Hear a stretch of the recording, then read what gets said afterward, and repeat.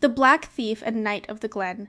In times of yore there was a king and a queen in the south of Ireland who had 3 sons, all beautiful children, but the queen, their mother, sickened unto death when they were yet very young, which caused great grief throughout the court, particularly to the king. Her husband, who could in no wise be comforted. Seeing that death was drawing near her, she called the king to her, and spoke as follows: I am now going to leave you, and as you are young, and in your prime, of course after my death you will marry again. Now all the request I ask of you is that you will build a tower in an island in the sea, wherein you will keep your 3 sons until they are come of age and fit to do for themselves, so that they may not be under the power or jurisdiction of any other woman. Neglect not to give them education suitable to their birth, and let them be trained up to every exercise and pastime requisite for kings' sons to learn. This is all I have to say, so farewell. The king had scarce time, with tears in his eyes, to assure her she should be obeyed in everything, when she, turning herself in her bed, with a smile gave up the ghost. Never was greater mourning seen than was throughout the court and the whole kingdom. For a better woman than the queen, to rich and poor, was not to be found in the world. She was interred with great pomp and magnificence, and the king her husband became in a manner inconsolable for the loss of her.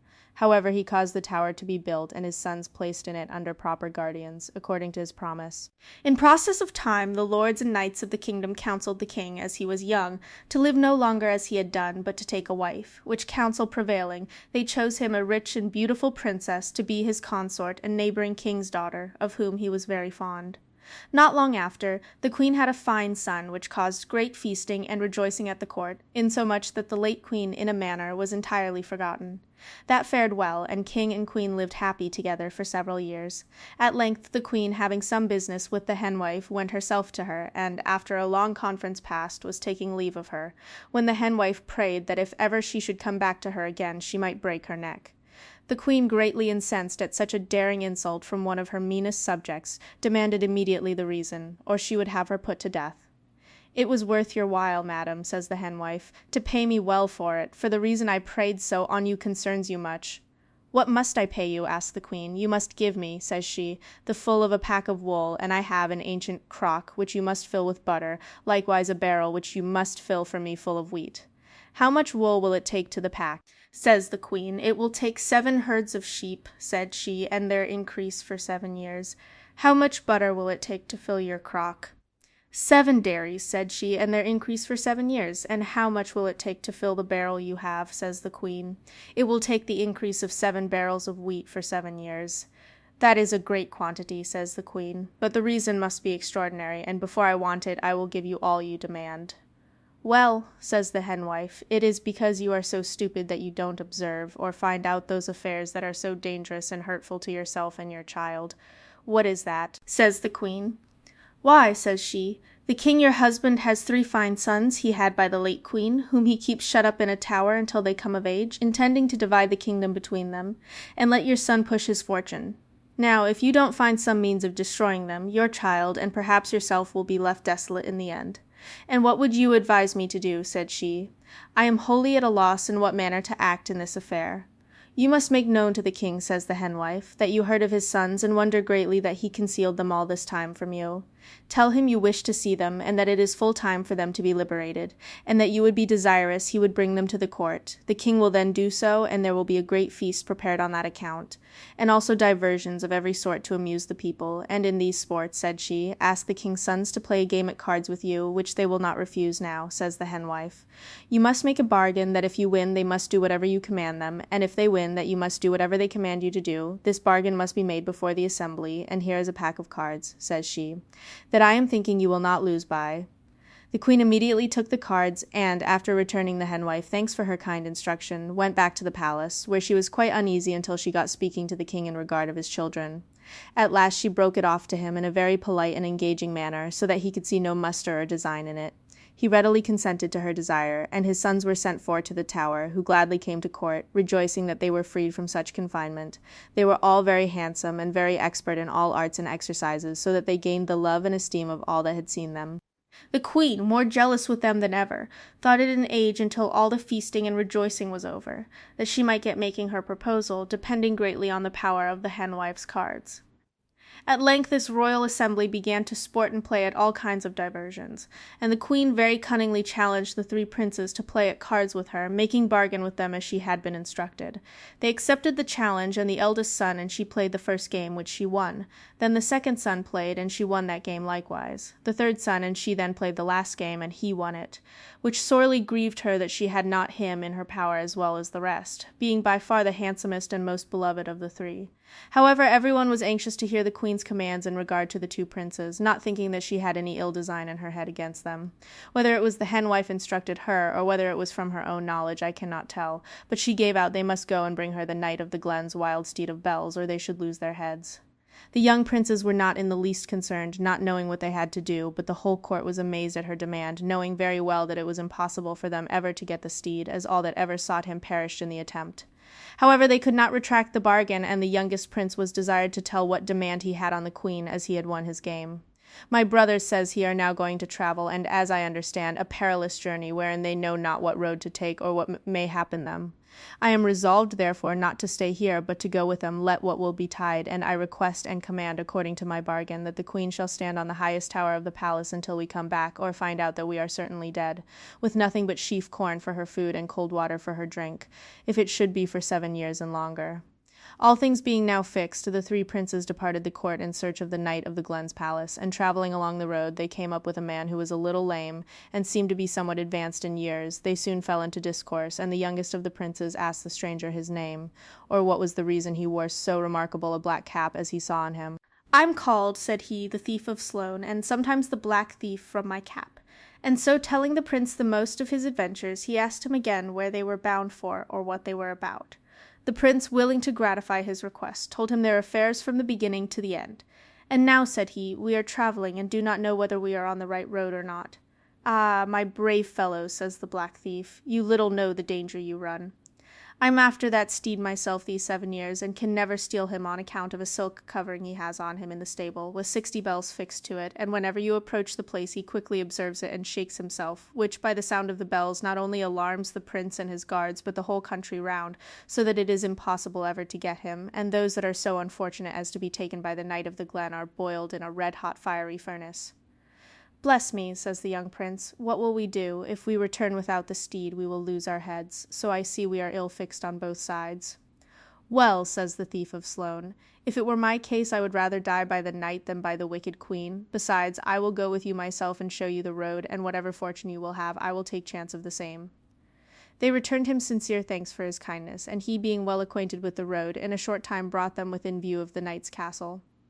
"Now," says he, "we must stay here till night comes, for I know all the ways of the place, and if there be any chance for it, it is when they are all at rest, for the steed is all the watch the knight keeps there." Accordingly, in the dead hour of the night, the king's 3 sons and the Thief of Sloane attempted the steed of bells in order to carry him away, but before they could reach the stables, the steed neighed most terribly, and shook himself so, and the bells rung with such noise, that the knight and all his men were up in a moment. The Black Thief and the king's sons thought to make their escape, but they were suddenly surrounded by the knight's guards and taken prisoners, where they were brought into that dismal part of the palace where the knight kept a furnace always boiling, in which he threw all offenders that ever came in his way, which in a few moments would entirely consume them. "Audacious villains," says the Knight of the Glen, "how dare you attempt so bold an action as to steal my steed? See now the reward of your folly. For your greater punishment I will not boil you all together, but one after the other, so that he that survives may witness the dire afflictions of his unfortunate companions." So saying, he ordered his servants to stir up the fire. "We will boil the eldest looking of these young men first," said he, "and so on to the last, which will be this old champion with the black cap. He seems to be the captain, and looks as if he had come through many toils. I was as near death once as the prince is yet," says the Black Thief, "and escaped, and so will he too." "No, you never were," said the knight, "for he is within 2 or 3 minutes of his latter end." "But," says the Black Thief, "I was within 1 moment of my death, and I am here yet." "How was that?" says the knight. "I would be glad to hear it, for it seems impossible." "If you think, Sir Knight," says the Black Thief, "that the danger I was in surpasses that of this young man, will you pardon him his crime?" "I will," says the knight, "so go on with your story." "I was, sir," says he, "a very wild boy in my youth, and came through many distresses. Once in particular, as I was on my rambling, I was benighted and could find no lodging. At length I came to an old kiln, and being much fatigued, I went up and lay on the ribs. I had not been long there when I saw 3 witches coming in with 3 bags of gold. Each put their bags of gold under their heads, as if to sleep. I heard one of them say to the other that if the black thief came on them while they slept, he would not leave them a penny. I found by their discourse that everybody had got my name into their mouth, though I kept silent as death during their discourse. At length they fell fast asleep, and then I stole softly down, and seeing some turf convenient, I placed one under each of their heads, and off I went, with their gold as fast as I could. I had not gone far, continued the thief of Sloane, until I saw a greyhound, a hare, and a hawk in pursuit of me, and began to think it must be the witches that had taken the shapes in order that I might not escape them unseen either by land or water.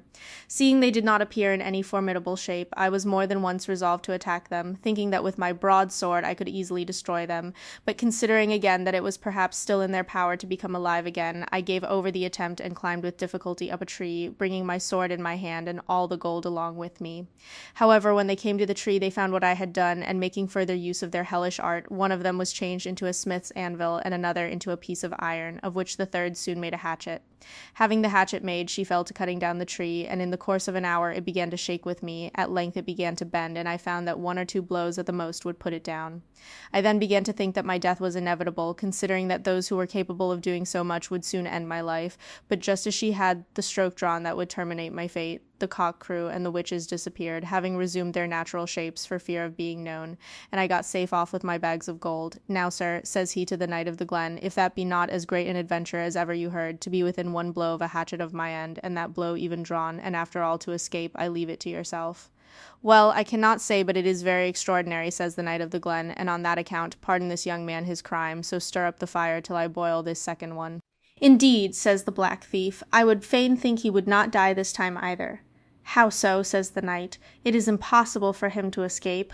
I escaped death more wonderfully myself, says the thief of Sloane, than if you had him ready to throw into the furnace, and I hope it will be the case with him likewise. Why, have you been in another great danger? Says the knight.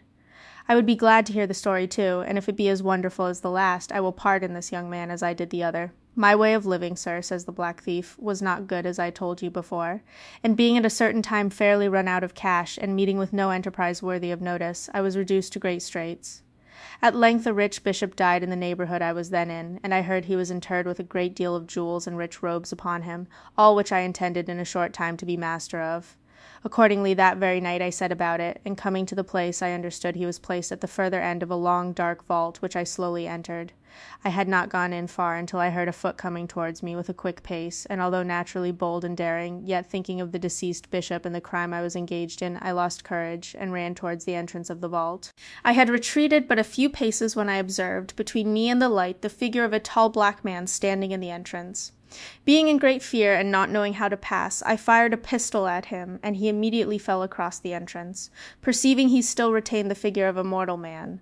I began to imagine that it could not be the bishop's ghost, recovering myself therefore from the fear I was in. I ventured to the upper end of the vault, where I found a large bundle, and upon further examination I found that the corpse was already rifled, and that which I had taken to be a ghost was no more than one of his own clergy. I was then very sorry that I had the misfortune to kill him, but it then could not be helped. I took up the bundle that contained everything belonging to the corpse that was valuable, intending to take my departure from this melancholy abode, but just as I came to the mouth of the entrance I saw the guards of the place coming towards me, and distinctly heard them saying that they would look in the vault, for that the black thief would think little of robbing the corpse if he was anywhere in the place.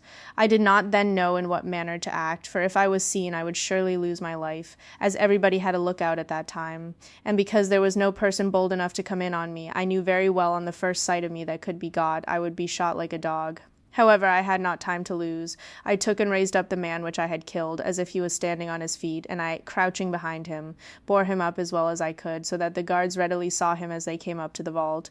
Seeing the man in black, one of the men cried that was the black thief, and presenting his piece fired at the man, at which I let him fall, and crept into a little dark corner myself, that was at the entrance of the place. When they saw the man fall, they ran all into the vault, and never stopped until they were at the end of it, for fear, as I thought, that there might be some others along with him that was killed. But while they were busy inspecting the corpse in the vault to see what they could miss, I slipped out, and once away, and still away, but they never had the black thief in their power since. "Well, my brave fellow," says the Knight of the Glen, "I see you have come through many dangers. You have freed these two princes by your stories, but I'm sorry myself that this young prince has to suffer for all. Now, if you could tell me something as wonderful as you have told already, I would pardon him likewise. I pity this youth, and do not want to put him to death if I could help it." "That happens well," says the Thief of Sloan, "for I like him best myself, and have reserved the most curious passage for the last on his account." "Well, then," says the knight, "let us hear it." "I was one day on my travels," says the Black Thief, "and I came into a large forest, where I wandered a long time, and could not get out of it. At length I came to a large castle, and fatigue obliged me to call in the same, where I found a young woman and a child sitting on her knee, and she crying. I asked her what made her cry, and where the lord of the castle was, for I wondered greatly that I saw no stir of servants or any person about the place. "It is well for you," says the young woman, "that the lord of this castle is not at home at present, for he is a monstrous giant, with but one eye on his forehead, who lives on human flesh. He brought me this child," says she. "I do not know where he got it, and ordered me to make it into a pie, and I cannot help crying at the command. I told her that if she knew of any place convenient that I could leave the child safely, I would do it, rather than it should be killed by such a monster. She told me of a house a distance off where I would get a woman who would take care of it. But what will I do in regard of the pie? Cut a finger off it," said I, "and I will bring you in a young wild pig out of the forest, which you may dress as if it was the child, and put the finger in a certain place, that if the giant doubts anything about it, you may know where to turn it over at the first. And when he sees it, he will be fully satisfied that the pie is made of the child." She agreed to the scheme I proposed, and, cutting off the child's finger, by her direction, I soon had it at the house she told me of, and brought her the little pig in the place of it. She then made ready the pie, and after eating and drinking heartily myself, I was just taking my leave of the young woman when we observed the giant coming through the castle gates. "Bless me," said she, "what will you do now? Run away and lie down among the dead bodies that he has in the room, showing me the place, and strip off your clothes, that he may not know you from the rest if he has occasion to go that way." I took her advice, and laid myself down among the rest, as if dead, to see how he would behave. The first thing I heard was him calling for his pie. When she set it down before him, he swore it smelled like swine's flesh, but knowing where to find the finger, she immediately turned it up, which fairly convinced him of the contrary. The pie only served to sharpen his appetite, and I heard him sharpening his knife and saying he must have a collop or two, for he was not near satisfied. But what was my terror when I heard the giant groping among the bodies, and fancying myself, cut the half of my hip off, and took it with him to be roasted. You may be certain I was in great pain, but the fear of being killed prevented me from making any complaint. However, when he had eaten all, he began to drink hot liquors in great abundance, so that in a short time he could not hold up his head, but threw himself on a large creel he had made for the purpose, and fell fast asleep. When I heard him snoring as I went up and caused the woman to bind my wound with a handkerchief, and taking the giant's spit, reddened it in the fire, and ran it through the eye, but was not able to kill him. However, I left the spit sticking in his head, and took to my heels, but I soon found he was in pursuit of me, although blind, and having an enchanted ring, he threw it at me, and it fell on my big toe, and remained fastened to it. The giant then called to the ring where it was, and to my great surprise it made him answer on my foot, and he, guided by the same, made a leap at me, which I had the good luck to observe, and fortunately escaped the danger. However, I found running was of no use in saving me, as long as I had the ring on my foot, so I took my sword and cut off the toe it was fastened on, and threw both into a large fish pond that was convenient. The giant called again to the ring, which by the power of enchantment always made him answer, but he, not knowing what I had done, imagined it was still on some part of me, and made a violent leap to seize me, when he went into the pond over head and ears, and was drowned. "Now, Sir Knight," says the Thief of Sloan, "you see what dangers I came through and always escaped, but indeed I am lame for the want of my toe ever since." "My lord and master," says an old woman that was listening all the time, "that story is but too true, as I well know, for I am the very woman that was in the giant's castle, and you, my lord, the child that I was to make into a pie, and this is the very man that saved your life, which you may know by the want of your finger that was taken off, as you have heard, to deceive the giant." The Knight of the Glen, greatly surprised at what he had heard the old woman tell, and knowing he wanted his finger from his childhood, began to understand that the story was true enough. "And is this my deliverer?" says he. "O brave fellow, I not only pardon you all, but will keep you with myself while you live, where you shall feast like princes, and have every attendance that I have myself." They all returned thanks on their knees, and the Black Thief told him the reason they attempted to steal the steed of Bells, and the necessity they were under in going home. "Well," says the Knight of the Glen, "if that's the case I bestow you my steed, rather than this brave fellow should die, so you may go when you please, only remember to call and see me betimes, that we may know each other well." They promised they would, and with great joy they set off for the king their father's palace, and the Black Thief along with them. The wicked queen was standing all this time on the tower, and hearing the bells ringing at a great distance off, knew very well it was the princes coming home, and the steed with them, and through spite and vexation precipitated herself from the tower, and was shattered to pieces. The three princes lived happy and well during their father's reign, and always keeping the Black Thief along with them. But how they did after the old king's death is not known.